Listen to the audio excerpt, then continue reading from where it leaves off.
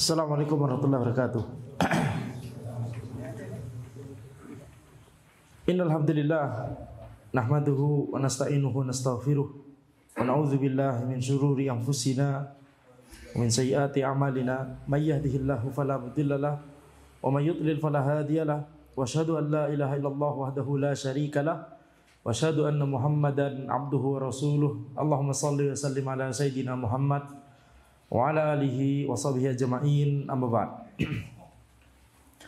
Kita lanjutkan pembahasan dari kitab Al-Arba'un An-Nawawiyah wa Tatimmatul Khamsin karya Al-Imam An-Nawawi dan Ibnu Rajab rahimahumallahu taala, di mana kita sampai pada hadis nomor 25 an Abi Dzar radhiyallahu anhu aidan, dari Abu Dzar radhiyallahu anhu juga, yang sama seperti hadis sebelumnya, yaitu dari sama-sama dari Abu Dzar radhiyallahu anhu, anna nasan min ashabi Rasulillah sallallahu alaihi wasallam qalu lin Nabi sallallahu alaihi wasallam, bahwa sebagian dari sahabat Rasulullah sallallahu alaihi wasallam berkata kepada Nabi sallallahu alaihi wasallam, ya Rasulullah, dhahaba ahlud duthur bil ujur.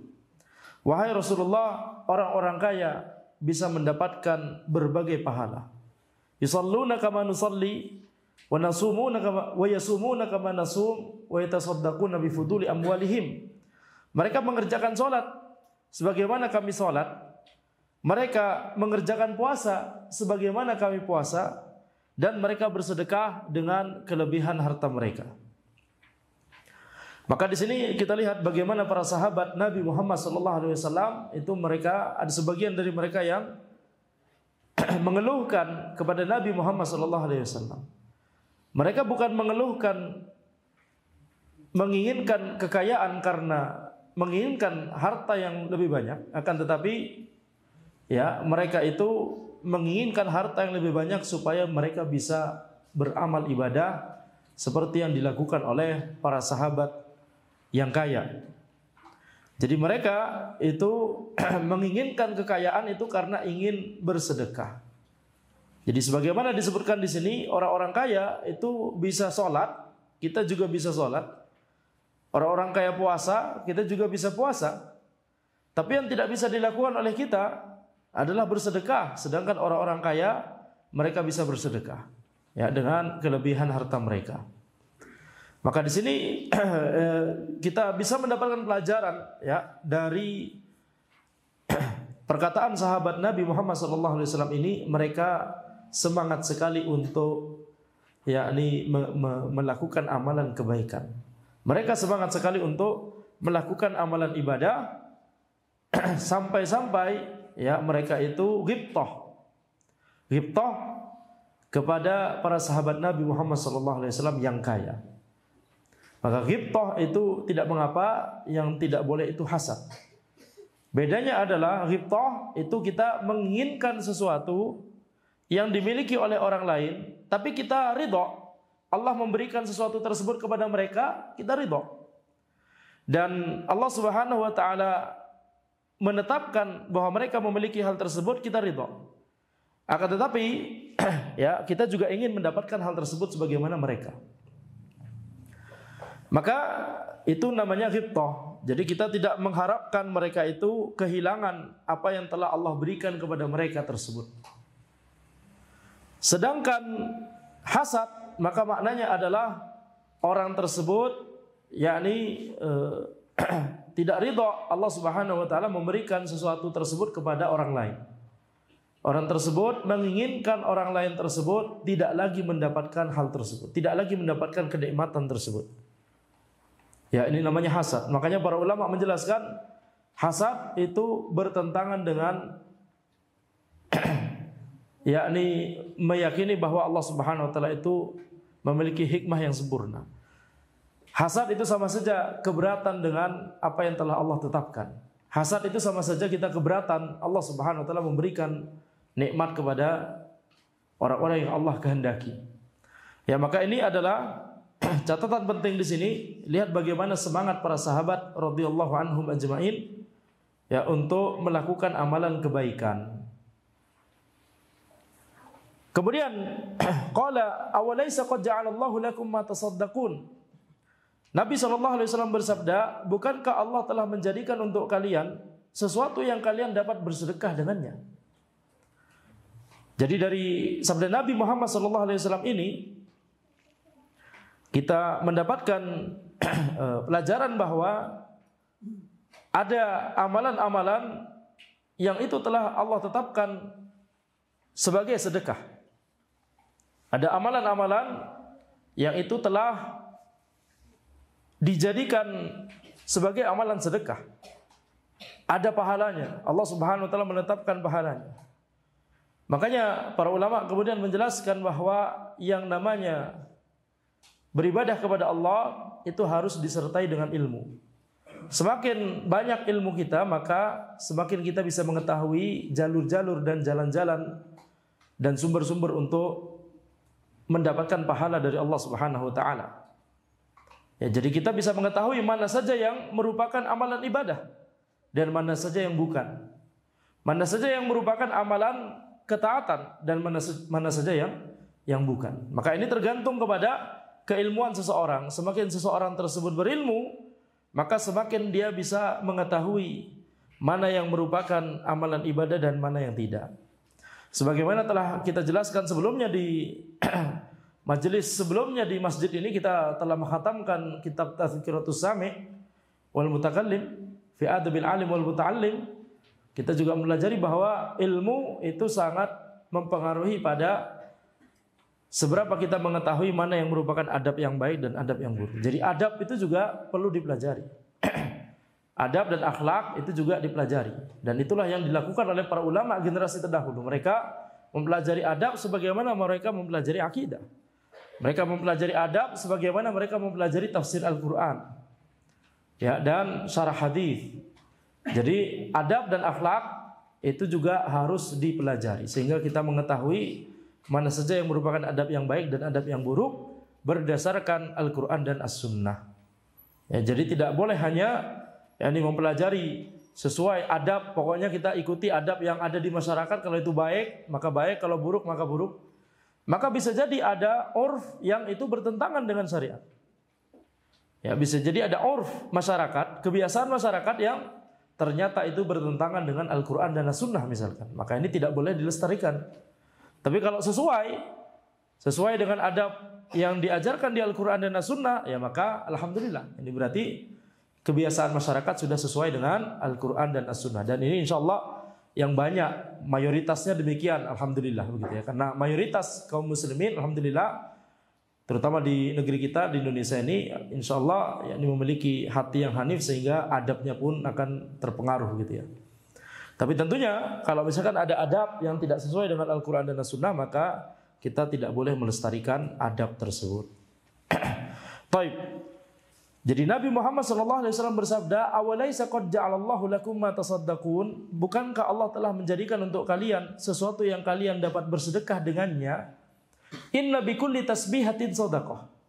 Sesungguhnya setiap tasbih yakni maksudnya adalah ucapan subhanallah, itu adalah sedekah. Setiap tasbih adalah sedekah. Wa kulli takbiratin shadaqah. Dan setiap takbir itu adalah sedekah. Wa kulli tahmidatin shadaqah. Setiap tahmid adalah sedekah. Wa kulli tahlilatin shadaqah. Dan setiap tahlil itu adalah sedekah. Jadi tasbih atau tasbihah di sini yaitu ucapan subhanallah itu adalah sedekah. Takbir, ucapan Allahu Akbar itu adalah sedekah. Tahmid, ucapan alhamdulillah itu adalah sedekah. Dan tahlil yaitu ucapan la ilaha illallah, kalimat tauhid, kalimat syahadat la ilaha illallah itu adalah sedekah.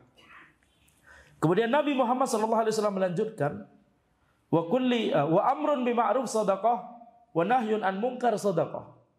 Memerintahkan kepada yang ma'ruf adalah sedekah, melarang dari yang mungkar adalah sedekah. Wa fi bud'i ahadikum sadaqah. Dan bersetubuh dengan istri adalah sedekah.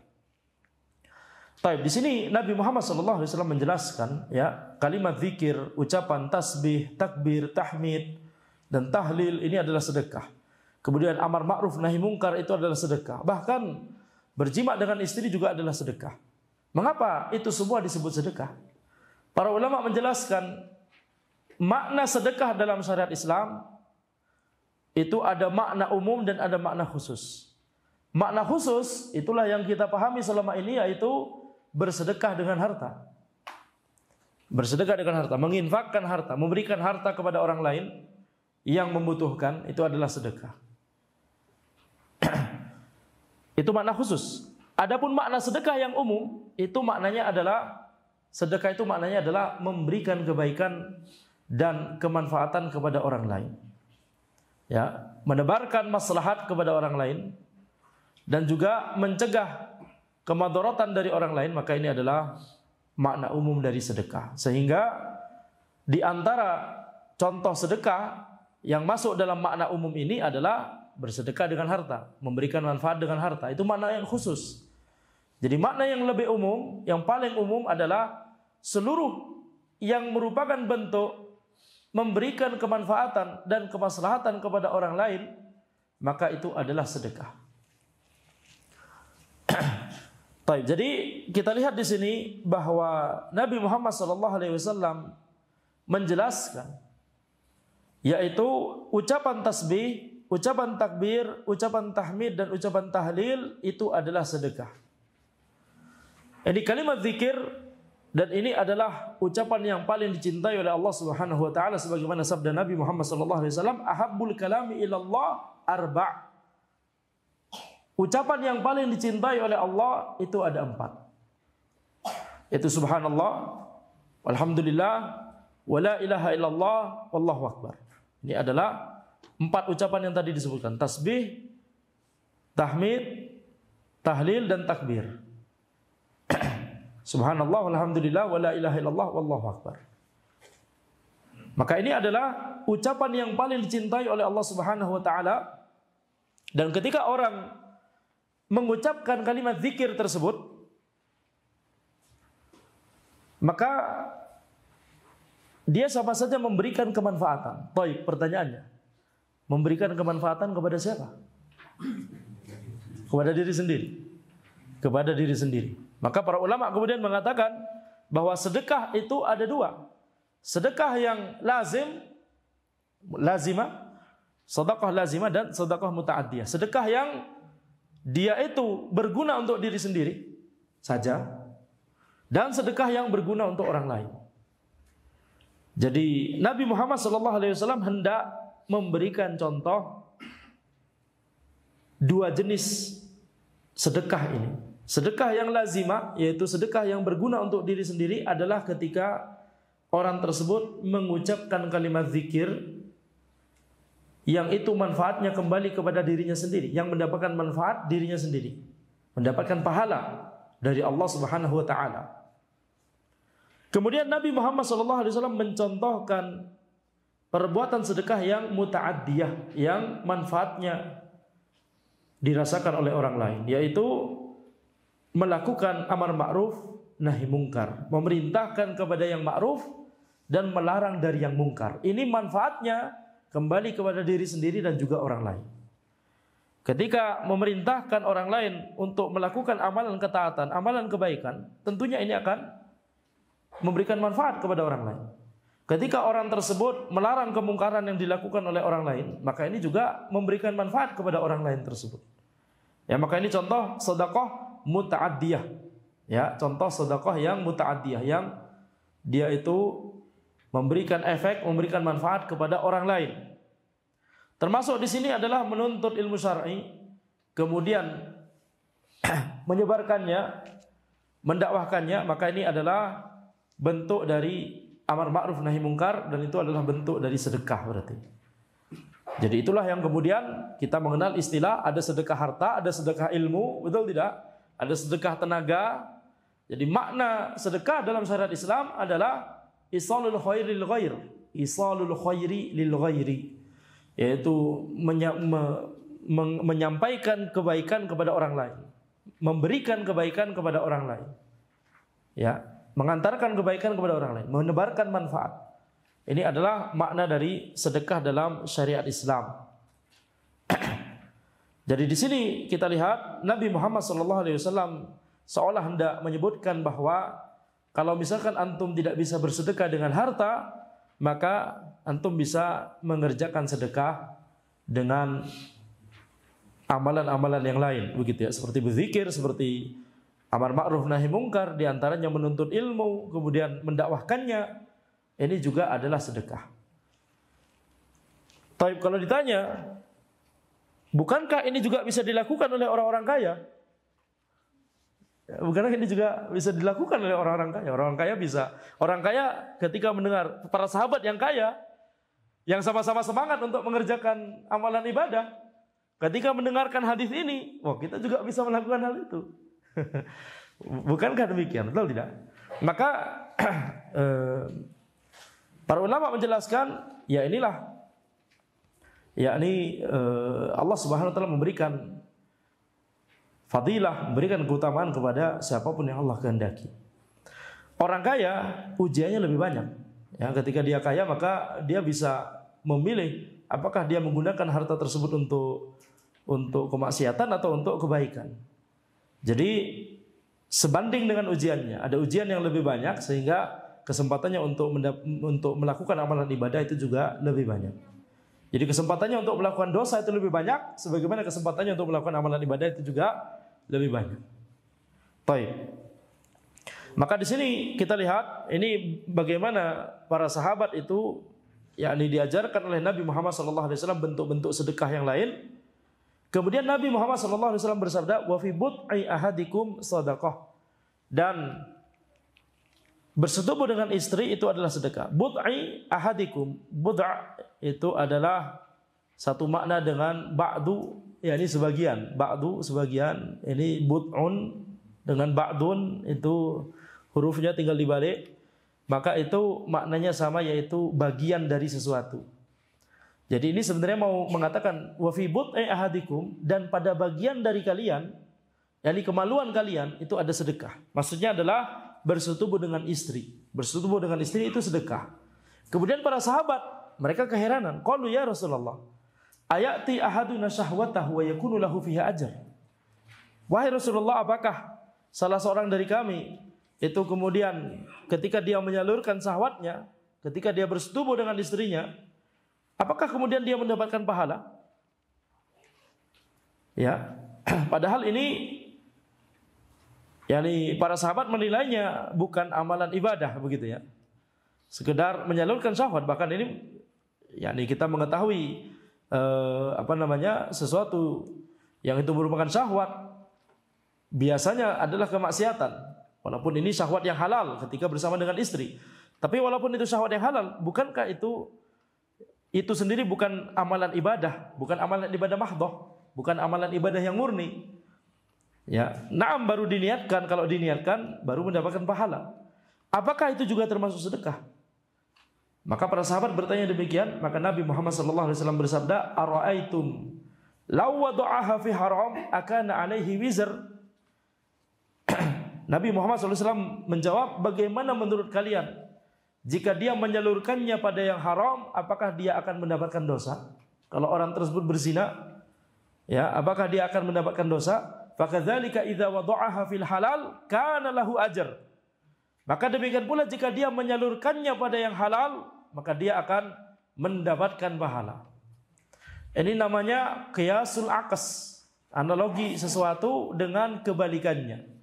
Qiyasul aqs, analogi sesuatu dengan kebalikannya, tidak mesti selalu bisa diterapkan. Hati-hati, tidak mesti selalu bisa diterapkan, karena di antara argumentasinya Murji'ah dalam menetapkan bahwa iman itu tidak bisa bertambah dan tidak bisa berkurang, sehingga walaupun orang mengerjakan kemaksiatan imannya nggak bisa berkurang. Di antara argumentasi mereka adalah menggunakan qiyasul aqs. Qiyasul aqs. Misalkan Murji'ah mengatakan, mereka mengatakan apa? Murji'ah ini mengatakan bahwa orang itu kalau sudah beriman, masuk Islam, jadi muslim, jadi mukmin, tidak peduli seberapa banyak kemaksiatan yang dia lakukan, maka imannya sama seperti imannya Abu Bakar dan Umar. Ini Murji'ah. Kenapa mereka mengatakan demikian? Karena mereka menggunakan analogi. Sebagaimana orang kafir Seberapa banyak dia melakukan amalan ibadah, sholat, zakat, puasa, haji, kalau dia kafir, tidak diterima oleh Allah amalan ibadahnya tersebut. Betul tidak? Tidak kemudian mengubah dia menjadi beriman selama dia tidak mengucapkan kalimat syahadat, selama dia tidak masuk Islam. Maka demikian pula orang yang sudah masuk Islam, seberapa banyak dia melakukan dosa, nggak sholat, nggak zakat, nggak puasa, nggak haji, zina, curi, merampok dan seterusnya, imannya tetap tidak berkurang. Mereka menganggap iman itu cuma satu kesatuan, nggak bisa bertambah, nggak bisa berkurang. Padahal Ahlussunnah meyakini iman itu bisa bertambah dan iman itu bisa berkurang. Alhamdulillah, mayoritas kaum muslimin yang masih sesuai dengan fitrahnya begitu ya. Insyaallah di Indonesia juga itu semuanya memiliki akidah ini sebenarnya. Cuma orang yang sudah terpapar syubhat, udah belajar, kemudian dicekoki argumentasi yang menyimpang tadi, baru kemudian dia salah keyakinan ya. Tapi keumuman kaum muslimin kita lihat, bukankah kita mengenal, waduh, iman ana lagi turun ini, misalkan gitu ya. Berarti dia meyakini iman bisa bertambah dan iman bisa berkurang. Tinggal jangan biarkan turun terus, jangan biarkan turun terus. Tapi harus lakukan amalan ibadah, lakukan amalan kebaikan sehingga imannya menjadi naik lagi. Baik, maka di sini kita lihat, jadi yang disampaikan oleh Nabi Muhammad SAW ini adalah qiyasul aqas. Bagaimana menurut kalian jika dia menyalurkannya pada yang haram, apakah dia akan mendapatkan dosa? Maka demikian pula jika dia menyalurkannya pada yang halal, dia akan mendapatkan pahala. Jadi para ulama kemudian membahas, apakah sekedar orang itu berjima dengan istrinya, apakah langsung mendapatkan pahala? Atau butuh niat? Butuh niat, yakni meniatkan, misalkan sebelum berjima dia meniatkan ini dalam rangka untuk supaya anak terbebas, terjaga dari zina, maka anak berjima dengan istri anak yang ini memang halal. Nah, ada niat khusus dalam rangka untuk menghindari dari keharaman. Ada niat khusus, contohnya misalkan ini berjima dengan istri karena ini adalah bagian dari nafkah batin, sehingga semoga ini mendapatkan pahala dari Allah. Nah, ini berarti apa? Sengaja meniatkan untuk mendapatkan pahala dari Allah. Apakah sekedar berjima dengan istri itu langsung dapat pahala atau harus butuh niat seperti yang barusan itu? Para ulama khilaf. Terbagi menjadi dua pendapat tersebut. Pendapat yang ana lebih cenderung adalah hadis ini masuk dalam keumuman hadis innamal a'malu binniyat. Hadis yang paling pertama di Al-Arba'un An-Nawawiyah. Ya, hadis yang paling pertama di Al-Arba'in An-Nawawiyah wa Tatimatul Khamsin, yaitu innamal a'malu binniyat wa innamal likulli imri'in ma nawa. Sesungguhnya amalan itu bergantung pada niatnya dan sesungguhnya setiap orang itu mendapatkan sesuai dengan apa yang dia niatkan. Jadi berjima dengan istri ini bukan ibadah mahdhah. Berjima dengan istri itu adalah hukum asalnya adalah sesuatu aktivitas duniawi begitu ya, bukan merupakan amalan ibadah seperti sholat, zakat, puasa, haji yang itu diperintahkan secara khusus oleh syariat, ada tata caranya. Sholat diawali dari takbiratul ihram, ditutup dengan salam, ada tata caranya begitu, ada syarat-syaratnya dan seterusnya. Sehingga itu mengapa ini cuma bisa dilakukan, cuma hanya mau dilakukan oleh seorang muslim. Tapi kalau jima dengan istri, orang kafir saja melakukannya, betul tidak? Naam. Jadi ini adalah bukan ibadah mahdhah. Ini adalah hukum asalnya adalah perkara duniawi. Maka perkara duniawi itu masuk dalam kaidah, dia itu bisa bernilai ibadah kalau diniatkan. Jadi hadis ini masuk dalam keumuman hadis innamal a'malu binniyat. Butuh diniatkan untuk mendapatkan pahala, atau butuh diniatkan yakni semoga kita terhindar dari dosa. Seperti misalkan, apa maksudnya terhindar dari dosa? Yani misalkan kita di jalan raya kemudian melihat aurat dan seterusnya. Yang namanya manusia laki-laki bisa jadi syahwat kemudian naik, misalkan dia langsung mengalihkan pandangan, misalkan nyampe ke rumah ketemu istri, maka kemudian dia berjima dengan istrinya supaya dia tidak menyalurkan syahwatnya kepada orang lain atau berzina misalkan. Maka ini adalah yakni mendapatkan atau bernilai pahala. Perbuatan jima'nya dengan istrinya tersebut itu akan merupakan yakni perbuatan yang mendapatkan pahala. Kenapa? Karena dia niatkan untuk menghindari supaya dia tidak meletakkan syahwatnya di tempat yang haram. Ya, jadi itu contohnya, sehingga itulah mengapa kita memiliki kaidah, yaitu ketika seseorang itu melakukan perkara duniawi itu sendiri bukan merupakan ibadah, tapi bisa bernilai ibadah. Seperti kita minum, kita olahraga, kita tidur. Ya, itu semua adalah perkara duniawi. Kalau kita tidak meniatkan ibadah, maka ya sudah, kita nggak dapat ibadah, nggak dapat pahala dan juga nggak dapat dosa. Perkara duniawi. Tapi kalau kita niatkan untuk amalan kebaikan, untuk amalan ketaatan, maka kita kemudian akan mendapatkan pahala insyaallah. Misalkan makan dalam rangka supaya kuat untuk kajian misalkan.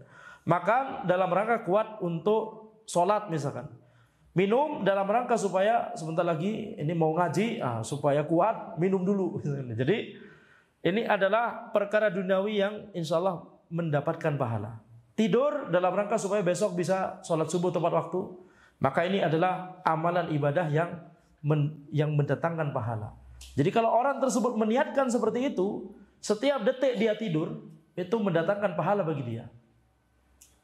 Maka ini adalah kesempatan yang tidak boleh disia-siakan. Makanya tadi kita katakan, semakin banyak ilmu kita, maka semakin kita bisa mengubah ya perkara-perkara duniawi kita yang biasanya itu tidak mendatangkan pahala, tapi kita bisa ubah menjadi sesuatu yang mendatangkan pahala bagi kita.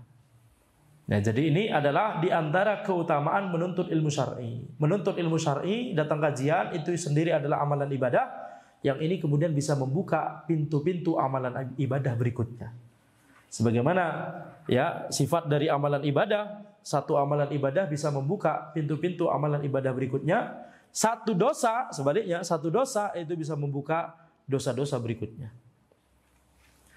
Baik.